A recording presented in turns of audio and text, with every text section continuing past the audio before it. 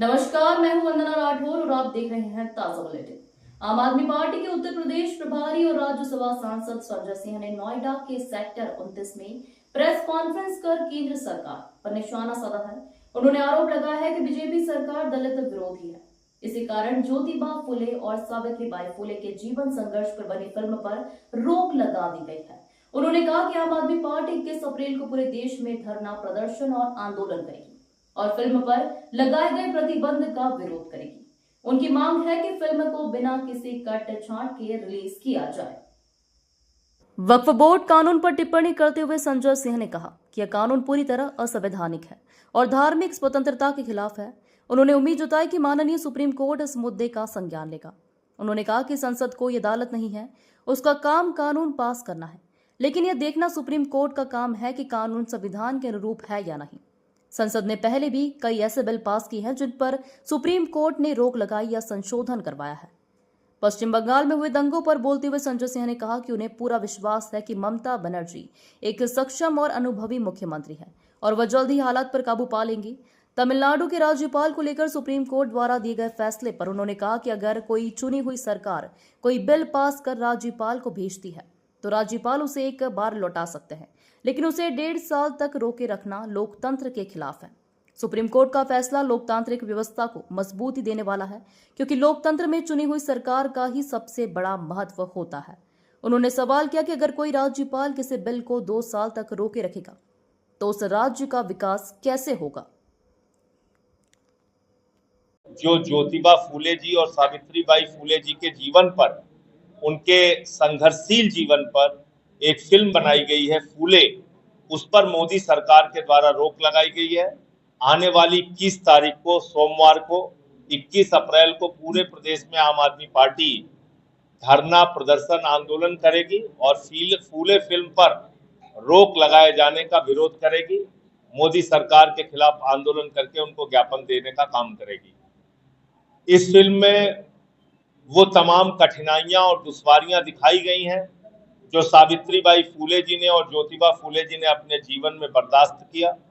उन्होंने वंचित समाज को शिक्षा देने के लिए, दलित समाज को शिक्षा देने के लिए जो संघर्ष किया और यातनाएं झेली, उसके ऊपर आधारित ये फिल्म है। हम मांग करते हैं मोदी जी से कि आप लोग दलितों, पिछड़ों, वंचितों से नफरत करते हैं, लेकिन कम से कम उनके जीवन की जो सच्चाई है, उनके जीवन से जुड़ी हुई जो घटनाएं हैं उसको प्रदर्शित करने में रोक न लगाइए और अनकट किसी भी तरीके का कट पीट किए बगैर इस फिल्म को प्रदर्शित किया जाए। वक्फ बोर्ड को लेकर क्या कहेंगे? वक्फ बोर्ड पे माननीय सुप्रीम कोर्ट में आज सुनवाई है और ये गैर संवैधानिक बिल है जो हमारी धार्मिक आजादी के खिलाफ है। धारा 26 संविधान का जो है 25-26 जो कहता है कि किसी भी धर्म के मानने वाले व्यक्ति को अपनी धार्मिक मान्यताओं के हिसाब से धार्मिक संपत्तियों के प्रबंधन करने और पूजा अर्चना, उपासना, इबादत और प्रेयर करने की छूट है। तो ये संविधान के खिलाफ है बिल और मुझे लगता है माननीय सर्वोच्च न्यायालय इन बातों का जरूर संज्ञान लेगा। ने बयान दिया है कि न्यायपालिका को हस्तक्षेप नहीं करना चाहिए संसद से पास हुई बिल। अरे वो न्यायाधीश थोड़ी है, न्यायाधीश का काम है कोई भी बिल पास हो रहा है तो वो संविधान के अनुरूप है या संविधान के खिलाफ है, इसको देखें। और ऐसे कई बिल पास किए हैं पार्लियामेंट ने जिस पर सुप्रीम कोर्ट ने रोक लगाई है और परिवर्तन किया है। पहले पश्चिम बंगाल में दंगे हुए, पश्चिम बंगाल के दंगे पर मुझे पूरा यकीन है कि ममता बनर्जी जी एक सक्षम और योग्य मुख्यमंत्री हैं और वो निश्चित रूप से वहां की स्थिति को जल्दी सामान्य कर लेंगे। मैडम वही बताया, यही बोला, अभी बोला तो बोल दिया।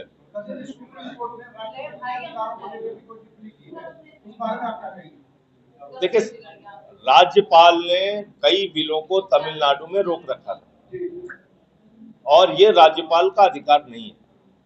एक चुनी हुई सरकार अगर कोई बिल विधानसभा में पास करके आपके पास भेजती है तो आपको एक बार उसको असहमति हो तो वापस करने का अधिकार है, लेकिन आपको उसको 1-1 साल, 1.5 साल रोक के बैठने का और राज्य के विकास को रोकने का अधिकार नहीं है। तो इसलिए माननीय सर्वोच्च न्यायालय का जो फैसला है तमिलनाडु के मामले में और अब संभवतः वो पूरे देश के ऊपर लागू होगा क्योंकि सुप्रीम कोर्ट का फैसला है, तो वो 100% सही है। और किसी भी राज्यपाल को अपने लाट साहेबी डंडे से सरकार चलाने का अधिकार नहीं।